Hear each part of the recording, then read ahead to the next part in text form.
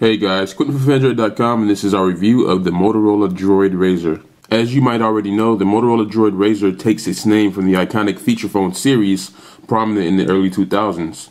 The most obvious way Motorola paid homage to the series is by making it very thin at 7.1 millimeters thin. It really is incredible knowing what they packed into such a slim product. Starting with the front of the phone, you can see the 4.3-inch QHD display with Corning Gorilla Glass.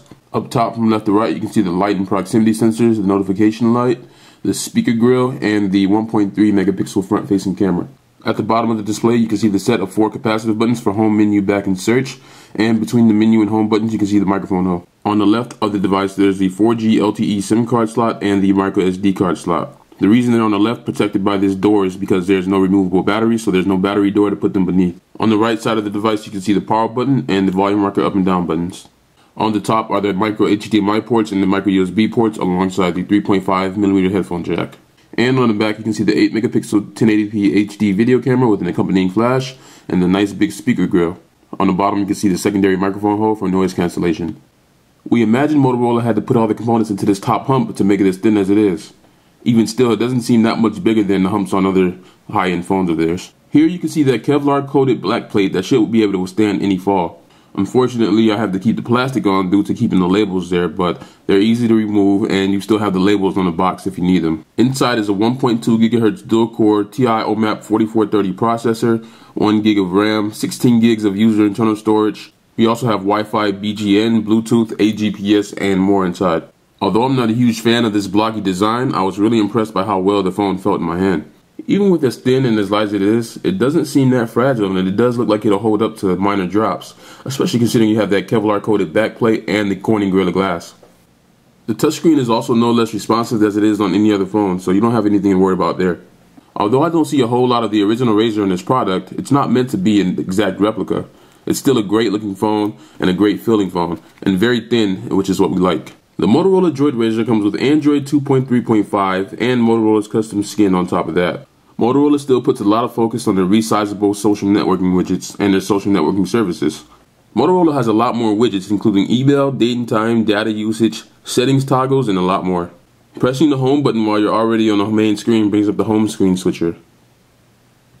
We would appreciate being able to pitch to zoom to get to this feature from any desktop, but we still appreciate that it's there. The Motorola DROID RAZR comes with a daunting amount of pre-installed applications, but you can at least sort through them. By pressing the upper left-hand corner button on the applications tray, you can switch between all apps, recent apps, downloaded apps, and Verizon Wireless apps. You can also make new groups and put your applications inside that. To add an application to a group, you simply press this plus button here, and you add whichever applications you want. The applications launcher is one of the biggest bright spots of this phone, but there are a few more. The social networking integration on the Motorola DROID RAZR leaves a lot to be desired. I couldn't even get my Facebook or Twitter status updates to appear in the main application. It's also hard to comment and respond to tweets and Facebook status messages. A lot of the core features in these social networks are not supported in Motorola's integration, so you'd probably be better off getting the official apps from the Android market or third-party options. You're getting the usual pre-installed applications from Verizon, including Amazon Kindle, Blockbuster, NFL Mobile, My Verizon, Vcast, Verizon Video, and more. For Motorola, you get stuff like Moto Active, which is a companion application for their fitness watch, Moto Print, which lets you wirelessly print to Wi-Fi enabled laser printers. You also get Motocast, which allows you to stream your photos and video, or your photos and music from your computer, your desktop computer, to your phone. And you also get Smart Actions. Now, Smart Actions is one of my favorite things about this phone. Pretty much, it allows you to do stuff at a certain time or when a certain condition is met. So, say for instance, if my battery is below 20%, I have it set to turn off my GPS, my background syncing, and my brightness set to 25%. And there's a lot of use cases you can use with this. So, in the morning, I can have it launch the news application, and as soon as I turn my phone on, the news will be right there. So you can do a lot of other things, like when you get to a certain place, it'll turn your sound off, or if it's a certain time, you can just do a lot of things. Like there's applications like that in the Android market already, but it's good that they've integrated all that into a nice, easy package on the phone, and that will really help you save battery, time, and a lot of other things. The music application I really like. It integrates with Shoutcast, internet radio. You can see right there in case you don't have any music on your device, or if you just want to listen to music different from what's on your device. So that's always pretty good. But the thing I already mentioned, Motocast, you can go to my library, and this song is actually not on my phone. It's actually on my computer through Motocast. I'm not sure I can play it right now. Song is not available because your computer is offline. So if I have to turn my Wi-Fi on, I turned it off recently. I'll show you guys this real quick.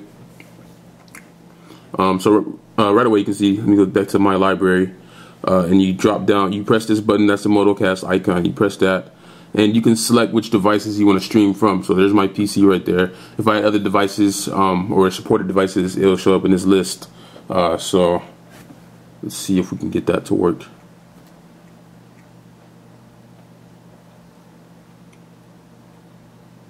There it is. It just lit up, so I can now press it and play it. I'm on 4G LTE. It plays back really fast. This is a Pusha T, Tony Montana song.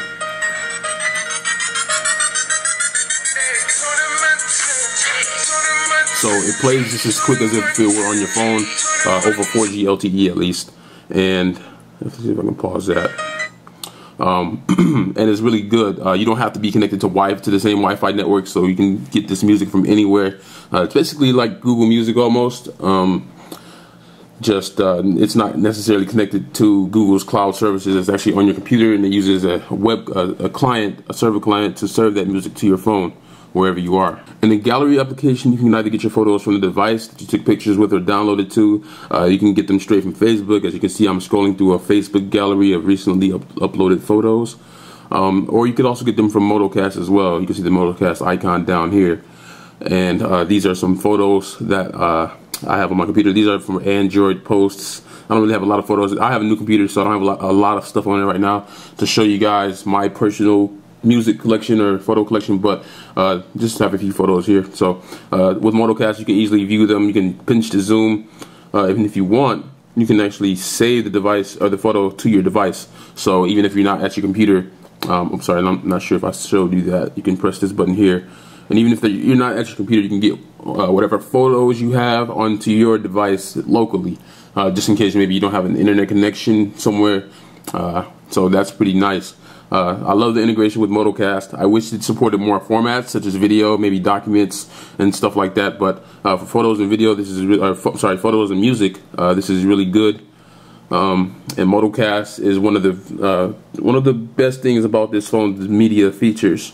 Also for media, we have Slacker Radio. We also have, if I can get to the apps, we have Slacker Radio, we have Blockbuster Video, as I alluded to before, and they also pre-install Netflix on this device. So a lot of entertainment options, a lot of media options, and then Motocast. Motocast takes that to the next level.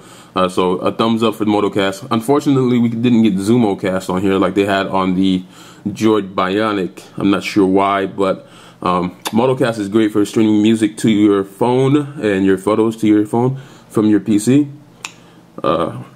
And that's about it for media software.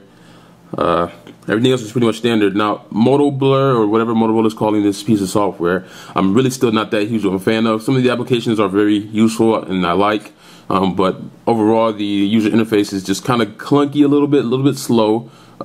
It's not as fluid and as smooth as I would get from other devices, like say an HTC or a Samsung device. And you might like it, you may like it. I actually do like it a little bit. I don't completely dislike it, but I just wouldn't prefer it. I would prefer at least stock Android if I could get the choice.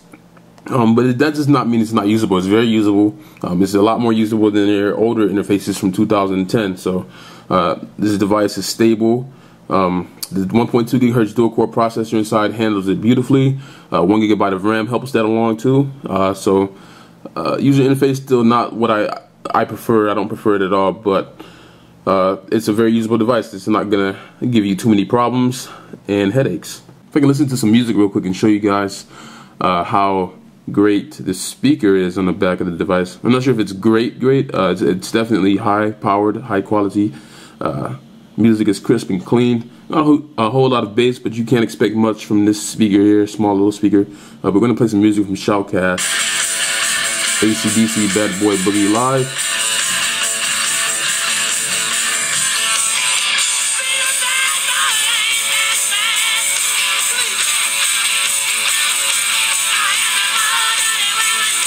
So I'm not sure if you guys could hear how great it was on the camera, but here it's very loud. A lot of the instruments are crisp. You can't expect much from a phone speaker, so you're not going to get the whole range of sounds you'll hear from an everyday song. The 8 megapixel 1080p HD camera sensor on the Motorola DROID RAZR is a bit disappointing, but I've come to expect that with Motorola's phones. Taking photos in low light situations is okay, and it's actually a little bit worse when you're taking them with flash if you're in a darker environment, but they're not going to blow you away.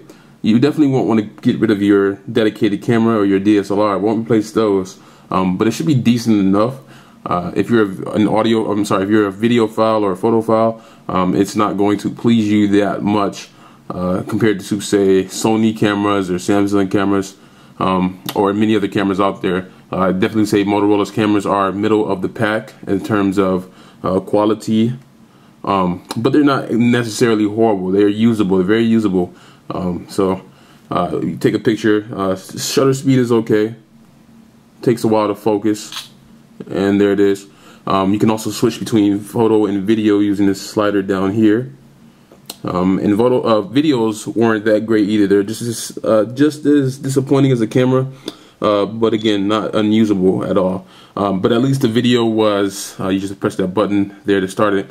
At least the video was smooth, not jittery, and they picked up sound very well thanks to the 2 microphones on the device. That is a good experience. I also like that you can zoom in while recording video on this phone. Even though zooming in gives you that grainy look, I'm not sure if you can see that, it gives you a very grainy look. Wouldn't recommend doing that unless it's absolutely necessary. Stop the recording, and as you see in the lower right corner, or upper left corner, sorry, it'll save the recording or camera there. You also have the autofocus. We have a flash, of course. You can change between 720p for video or DVD at 720 by 480, VGA at 640 by 480, and QVGA at 320 by 240. I do really like the camera software. There are a lot of different options for both video and photo capturing. First of all, you can see the switch camera button, so you can switch between the front-facing camera and the rear camera there. And then here's the button to switch between photo and video. So we're on photos now. You can see we have the regular settings for resolution, 720p, widescreen 6 megapixel images to match the display, storage location, geotag options, and video stabilization, which I really like. That helps me out a lot since I do have very shaky hands. And shutter tone, you can turn that on or off. We also have effects, so normal, black and white, negative, sepia tone, solarize, all that good stuff that you've come to expect. Scene mode, so you have auto, portrait, landscape, sports, night portrait, sunset, and my favorite, macro. So that's pretty good. And you also have mode, single shot, panorama shots, which I will be putting a sample of in a full review in the post, so look out for that on fanandroid.com. You can do timers, so you can set the timer up and hurry up and run to wherever everyone else is and do a self shot. And you can also do a multi-shot, just in case somebody makes a funny face in the photo and you want to make sure you can get them while they're not doing that. We also have settings for exposure, and also you can do flash, but you have to use specific mode. So if I were to go to auto, I can now turn flash on, off, or on auto. Oops. It's a little slow, the camera application sometimes, but there you can see the flash options. Now if we were to go into video, switch that option there. We have a different set of settings. So this is the same, the main settings are the same. Now we have effects. We have the audio scene, so you can do wind reduction, concerts, balanced front-facing camera in case you want to pick up your own voice better.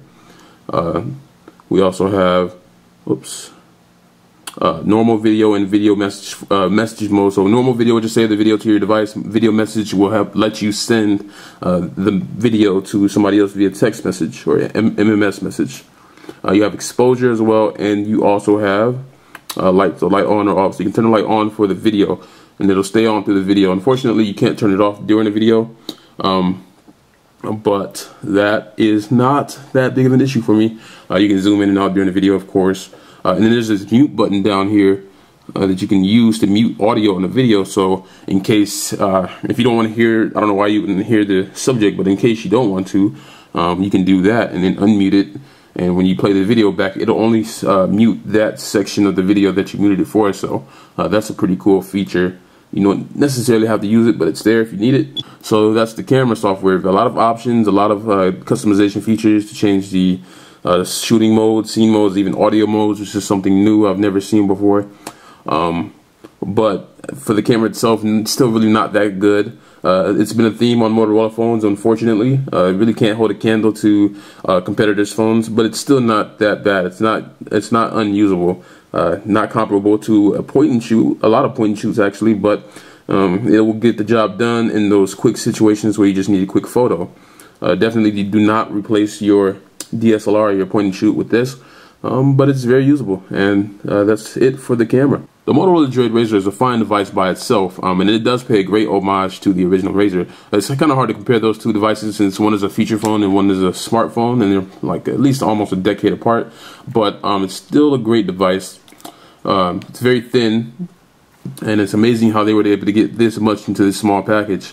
I'm really not too that much crazy about the design itself overall. The corners in particular do not sit that well with me. That's a personal thing though. That's very subjective. I just don't like the little tapered off corners here, but it doesn't look that bad. I'm just being nitpicky there, but overall it's just a really nice device. It feels nice in the hands. Has a great design with the Kevlar back coating. That's very innovative. You have the Corning Gorilla Glass in the front of the 4.3-inch QHD display. Just a lot of great things about this device that you don't see on many others. For software, I still don't really prefer Moto Blur compared to stock Android or other OEMs custom user interfaces, but it's usable. It's not that bad. Still would prefer stock Android though. A lot of you pre-install applications that I probably wouldn't use, but that's up to the user, of course. At least you can group them using the launchers, so hopefully that will help those who feel the same way as I do. Still a lot of cool features software-wise, so especially Smart Actions, which I would get a lot of use out of, and the Motocast stuff, which allows you to stream media to your phone. So Motorola does a lot of nice things with the software, but still I'm not crazy about it. It's a huge improvement over their previous version that they had in 2010 for most phones, but it's still kind of middle of the road for me. Would prefer something else actually, and just hope Motorola continues to make improvements over time. And that is the Motorola DROID RAZR for Verizon, available November 11, 2011 at 11:11 a.m. So get on that. Motorola DROID RAZR review. Read the full review at fandroid.com. I'm quitting for fandroid.com.